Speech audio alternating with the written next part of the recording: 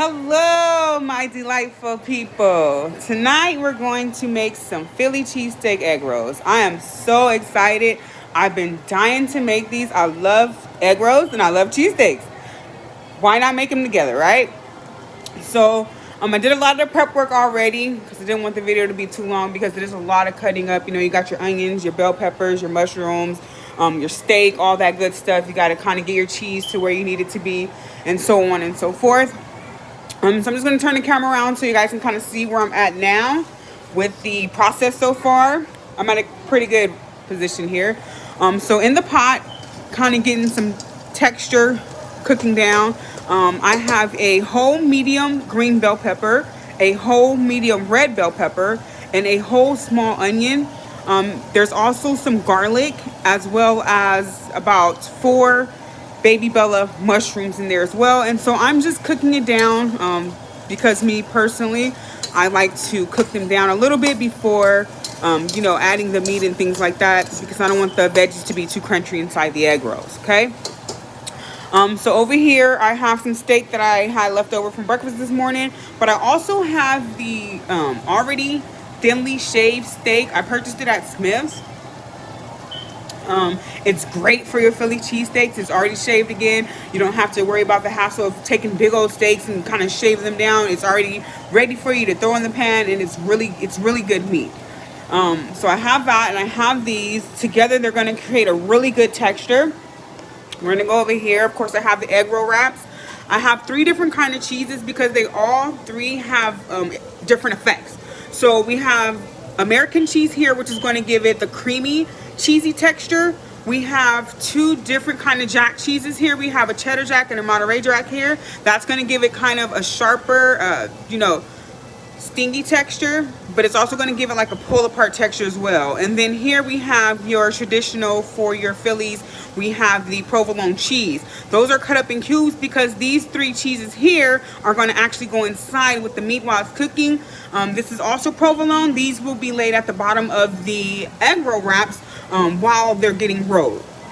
Also over here, this is the residue from the red bell pepper, by the way. But over here we have a half of serrano pepper because I like a little heat in mine. So I'm going to add that at the very close to the end. Okay. Now over here to my seasonings, I use the EVOO to coat the bottom of the pan for the veggies. I have a half a tablespoon of Worcestershire sauce. I have a half a tablespoon of onion powder, and then I have a half a tablespoon of some rosemary herb seasoning that I love, and then a tablespoon of black ground pepper, and then that's the garlic I use because my chopper's out of whack right now. Alrighty, so again, back to the pan. Ooh, which is looking really nice.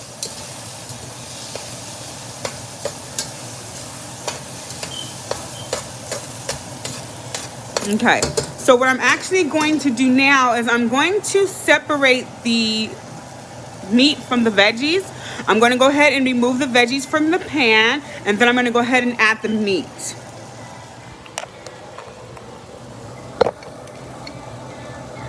Okay.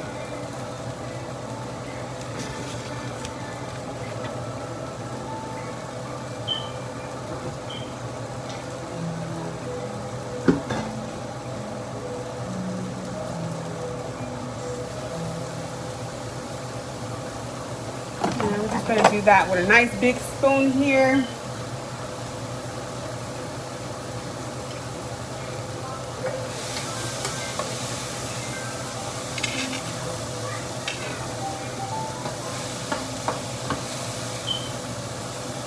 I hope you guys are having an awesome day. My day was great today.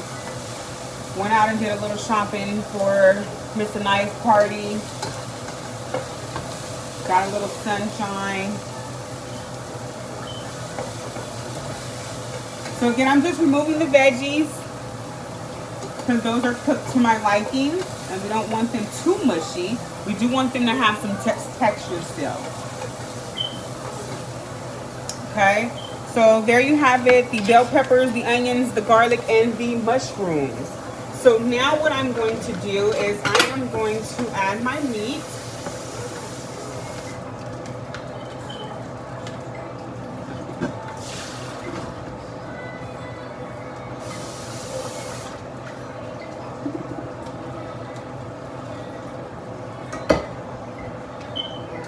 Okay, so as you can hear the little seasoning, I'm gonna add about a tablespoon of EVOO just to coat the bottom of the pan.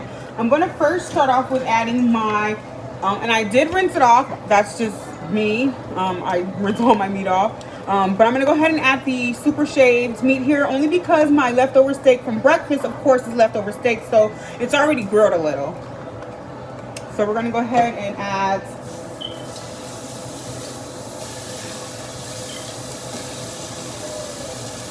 I'm telling you guys, they need to create smell-o-vision because the smell in here with that garlic and those bell peppers and onions cooking is amazing.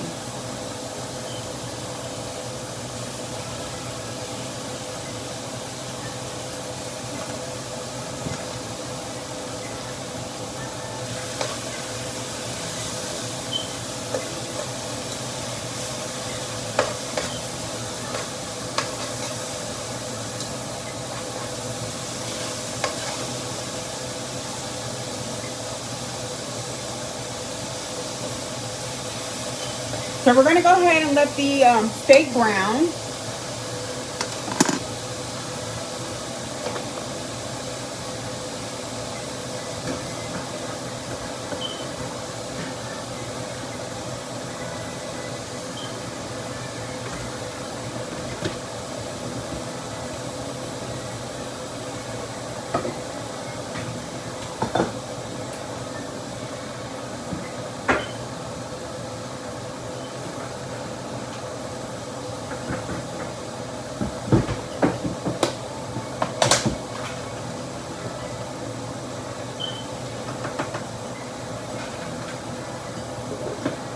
Okay, so we have our steak browning here.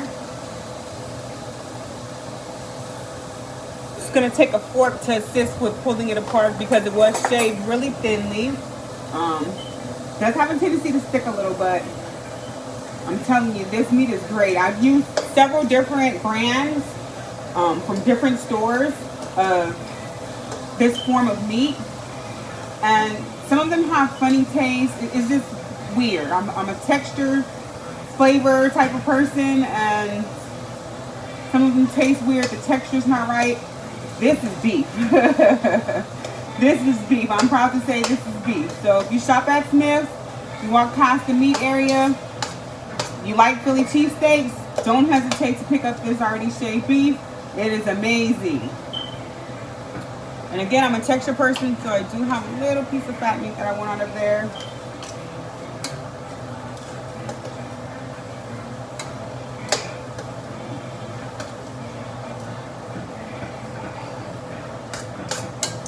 Okay, so the steak's pretty much brown. Don't worry, I'm gonna bring the camera over. Make sure you don't miss anything.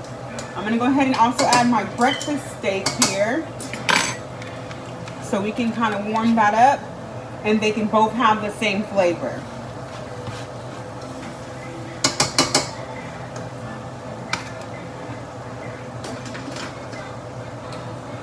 Okay, so I'm gonna do away with this. Okay, I'm gonna go ahead and bring you guys over so you can see it as well. So there we have it. We have the two steaks, and like I said, the steak that's finely shaved is so good and such a good meat, but you probably can't even tell which one's which here in the pan. Get that mixed up as such. And you know, some people, hey, I want well done meat. Just a reminder, I'm a well done type of girl. Just want to remind you that you are going to deep fry these egg rolls as well. So that's going to cook the meat a little bit more to your liking. I'm going to go ahead and start adding the bell peppers and onions and mushrooms. I'm going to add that back here. Kind of scoot over the meat and add that in the corner. Okay. I'm also going to add that half of serrano pepper. Again, the red stuff on the plate is just residue from the red bell pepper. Okay, and now I'm gonna go ahead with my seasonings. Again, I have a half a tablespoon of, it's like a mixed seasoning. It has some rosemary, some garlic, and I love it. And so I'm gonna add a half a tablespoon of that here. We have a teaspoon of coarse ground, because I love to taste my pepper. We're gonna put that here, black pepper. And then we have a tablespoon of your Worcestershire sauce. We're also going to put that in there. And then we have a half a tablespoon of onion powder and a half a tablespoon of garlic powder, okay? So now that we have it all in the pot, we have it nice and seasoned. I'm gonna go ahead and mix them together.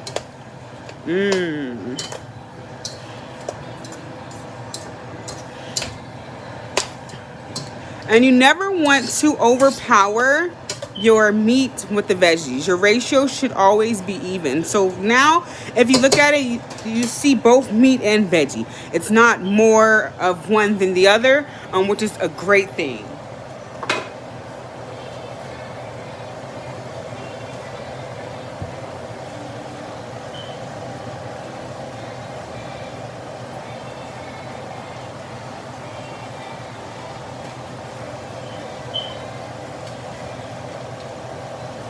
Okay, so the meat's cooking with the veggies, and the veggies were already cooked down.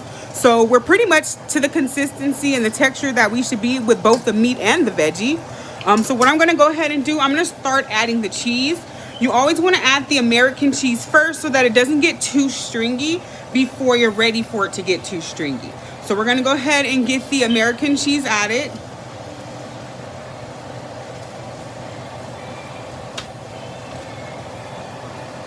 And because you're putting so many different kinds of cheese, a little of each, believe me, goes a long way. So we're now gonna stir what we have here. Grab one of my spoons.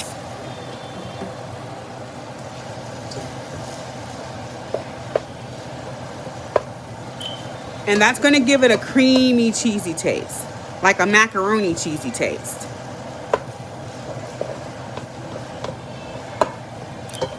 And you definitely want to make sure that you're using a non-stick pan. You don't want to have issues with your cheeses sticking or anything like that. So we're just about done allowing the American creamy cheese to melt. You can already see that it's cheesing up, right?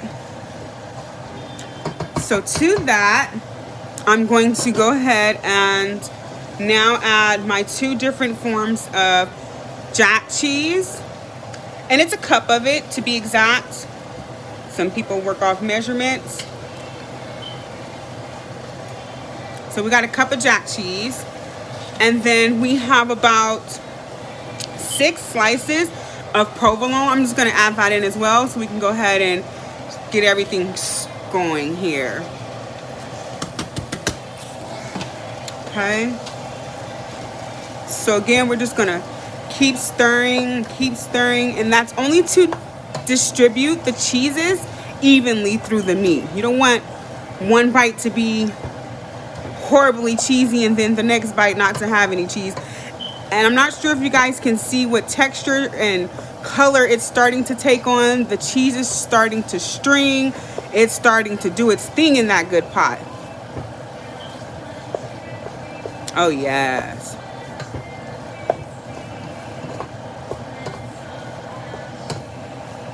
Oh yes, you guys see that?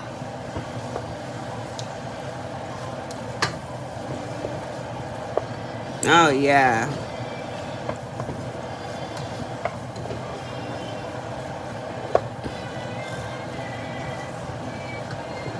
Oh yeah, I couldn't ask for a better texture. Okay, we're exactly where we want to be. My deep fryer already beeped, so it's exactly at the temperature that we need it to be to do what we need to do. This is great, guys. So that's exactly what you're looking for. I couldn't ask for a better texture with the cheese.